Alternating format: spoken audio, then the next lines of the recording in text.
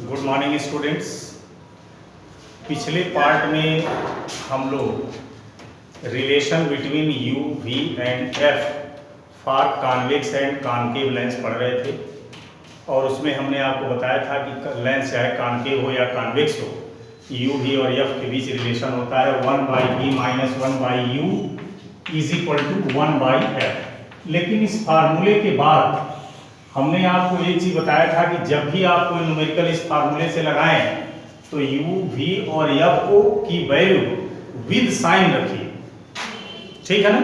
और sign convention में हमने आपको बताया था कि कब u को पॉजिटिव लेना है, कब v को कब पॉजिटिव लेना है, कब u को नेगेटिव लेना है, कब v को नेगेटिव लेना है। पिछले पार्ट में हमने इतना आपको बता दिया था, ठीक है। और इस फार्मूले से किसी भी लेंस का फोकल लेंथ निकाल सकते हैं। अब नेक्स्ट हेडिंग लिख लीजिए, power of lens. Power of lens, हम जानते हैं कि लेंस का एक ही काम है, अपने ऊपर आने वाली रे को बेंड कर देना। लेंस का मेन काम है कि लेंस पर जो भी रे इंसिडेंट करोगे लेंस उसको बेंड कर देती है। तो अब जो लेंस अपने ऊपर इंसिडेंट होने वाली रे को ज़्यादा बेंड करेगा माना जाएगा कि उसका पावर ज़्यादा है, और जो कम बेंड करेगा माना जाएगा उसका पावर कम है। यानी आप पावर का डेफिनेशन दे सकते हो कि the bending ability of lens is called power. तो इसको हम लिख भी दे रहे हैं, the bending ability of lenses is called power। Power किसी भी लेंस का बेंडिंग एबिलिटी होता है, और जो लेंस अपने ऊपर आने वाली रे को जितना ज़्यादा बेंड करता है उसका पावर उतना ही ज़्यादा होता है, और जो कम बेंड करता है उसका पावर उतना ही कम होता है। पावर न्यूमेरिकली फोकल लेंथ के रेसिप्रोकल के बराबर होता है, और यहां पर आप डेफिनेशन में जोड़ सकते हो, it is numerically equals to the reciprocal of focal length. It is numerically equals to the reciprocal of focal length, और it is denoted by P। एक बार फिर देख लें, किसी लेंस की अपने ऊपर आने वाली रे को बेंड करने की जो एबिलिटी होती है उसी को हम लेंस का पावर कहते हैं। किसी भी लेंस का पावर उसके फोकल लेंथ के रेसिप्रोकल के इक्वल होता है, और पावर को P से डिनोट करते हैं। यानी आप फार्मूला भी लिख सकते हो पावर का, power is equal to 1 focal length, या P is equal to 1/f। ये पावर निकालने का फार्मूला है। यानी किसी भी लेंस का पावर निकालना हो तो आपको उसका फोकल लेंथ पता होना चाहिए, इसी में रख दीजिए, पावर निकल जाएगा। या किसी लेंस का पावर निकालना हो, पावर निकालना हो तो फोकल लेंथ पता होना चाहिए, फोकल लेंथ निकालना हो तो पावर पता होना चाहिए। तो इस फार्मूले से आप निकाल सकते हो। पावर की यूनिट हो जाएगी आपकी मीटर इनवर्स या डायोप्टर, और इसको शॉर्ट में कैपिटल डी से सिंबलाइज करते हैं, सिंबॉलिकली कैपिटल डी से रिप्रेजेंट करते हैं, ठीक है। तो इससे आप लेंस का पावर निकाल सकते हैं। अगली हेडिंग लिख लीजिए, linear magnification of lenses. Linear magnification of lenses. तो इसका डेफिनेशन लिख लीजिए कि the ratio of length of image to the length of object is called linear magnification. It is denoted by small m। या मैं definition लिख दे रहा हूं, the ratio of length of image to the length of object is called linear magnification. It is denoted by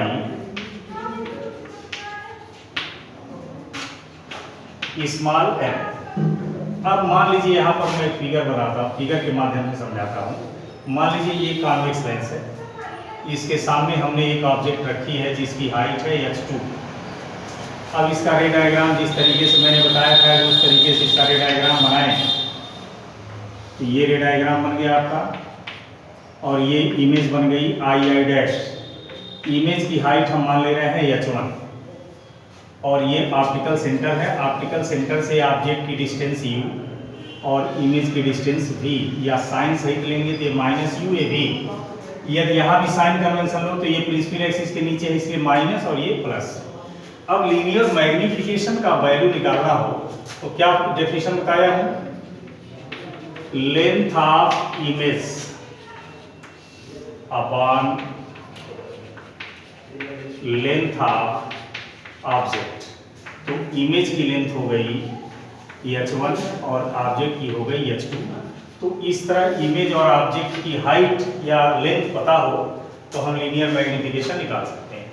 linear magnification का एक formula और भी निकाल सकते हो कि यदि ये ट्रायंगल और इस ट्रायंगल को देखिए तो ये दोनों ट्रायंगल सिमिलर हैं, तो आप यहाँ लिख सकते हो from figure triangle COO dash and triangle CII dash both are similar। तो जब ये दोनों सिमिलर हैं तो इनके हाइट और हाइट के रेशियो बेस के रेशियो के इक्वल होंगे। तो इनके हाइट का रेशियो निकालिए तो h1 इसका इस ट्रायंगल का हाइट h1 और इस ट्रायंगल का height h2, h1/h2 is equal to इस ट्रायंगल की बेस v और इस ट्रायंगल का बेस u। अब यहाँ पर साइन कन्वेंशन भी यदि हम ले यहाँ भी और यहाँ भी तो ये माइनस माइनस कैंसिल हो जाएगा, तो h1/h2 इज इक्वल टू हो गया v/u।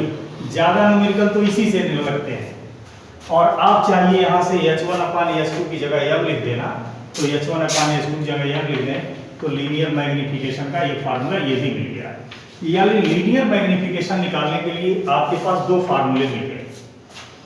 यदि आपको इमेज की हाइट और ऑब्जेक्ट की हाइट पता हो तो भी लीनियर मैग्निफिकेशन निकल जाएगा यहाँ से, और यदि इमेज और ऑब्जेक्ट की हाइट ना पता हो, इमेज लेंस से कितनी दूर बन रहा है और ऑब्जेक्ट लेंस से कितनी दूर है, इमेज और ऑब्जेक्ट की डिस्टेंस पता हो तो भी लीनियर मैग्निफिकेशन निकल जाएगा। ठीक है ना? तो लीनियर मैग्निफिकेशन का कोई यूनिट नहीं होता, तो यहां लिख सकते हो m has no unit. Linear magnification की कोई यूनिट नहीं होती है।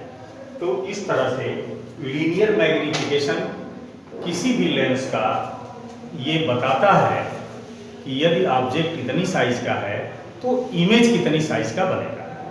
जैसे आपके दिमाग में एक सवाल आता होगा कि लीनियर मैग्निफिकेशन की हम पढ़ाई क्यों करें, तो लीनियर मैग्निफिकेशन से 2-3 बात पता चलती है।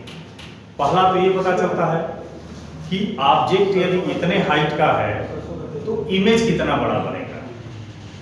दूसरा ये पता चलता है कि यदि ऑब्जेक्ट इतना दूर रखा जाए तो इमेज कितना दूर बनेगा।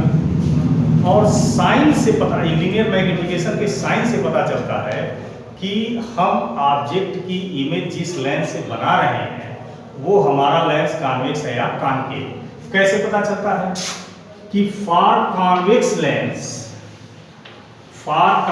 Lens the value of m is negative. तो जहां भी लीनियर मैग्निफिकेशन नेगेटिव हो समझ लो लेंस कॉन्वेक्स है। और कॉनकेव लेंस के लिए फॉर कॉनकेव लेंस m की वैल्यू पॉजिटिव होती है।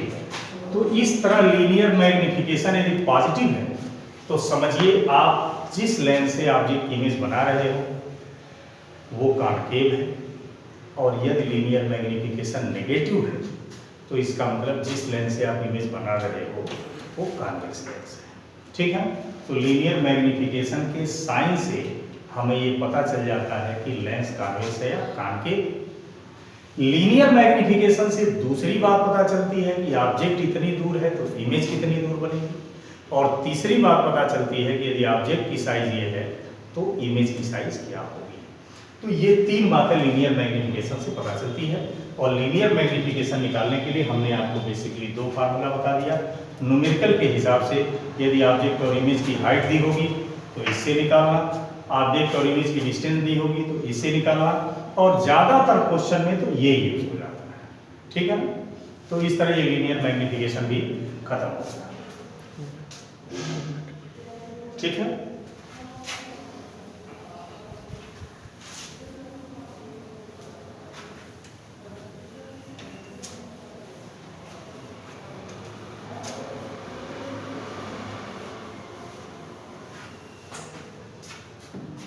अब यहां हम थोड़ा सा देख लें combination of lenses, combination of lenses. उसमें पहली चीज फोकल लेंथ कॉम्बिनेशन का निकालना। फोकल लेंथ ऑफ कॉम्बिनेशन, जैसे मान लीजिए दो लेंस आपस में कंबाइन कर दिए गए हैं, और लेंसेज को कंबाइन करते हैं एक स्पेशल मटेरियल आता है जिसको हम कनाडा बाल्सन सीमेंट कहते हैं, जिसका रिफ्रैक्टिव इंडेक्स ग्लास के ही लगभग बराबर होता है, और वो सीमेंट ट्रांसपेरेंट है। तो दो लेंस को हम लोग कनाडा बाल्सन सीमेंट से जोड़ते हैं। दो लेंस को जोड़ते क्यों हैं ये हाई स्कूल में नहीं बताया जाएगा, जब अपर क्लास में पहुंचोगे तो आपको बताया जाएगा कि लेंसेज में दो डिमेरिट होती हैं, एक क्रोमेटिक एब्रेशन और एक स्फेरिकल एब्रेशन। तो लेंस की क्रोमेटिक और स्फेरिकल एब्रेशन को, यानी इस कमी को दूर करने के लिए ही हम लेंसेज का कॉम्बिनेशन करते हैं। तो मान लीजिए हमने दो या तीन लेंसेज को आपस में कंबाइन कर दिया, तो कंबाइन करने के बाद जो एक लेंस बना उस एक लेंस का फोकल लेंथ कितना होगा उसी को हम इसमें निकालना सीखेंगे, लेकिन हम इसको नेक्स्ट पार्ट में बताएंगे। ठीक है ना, थैंक यू।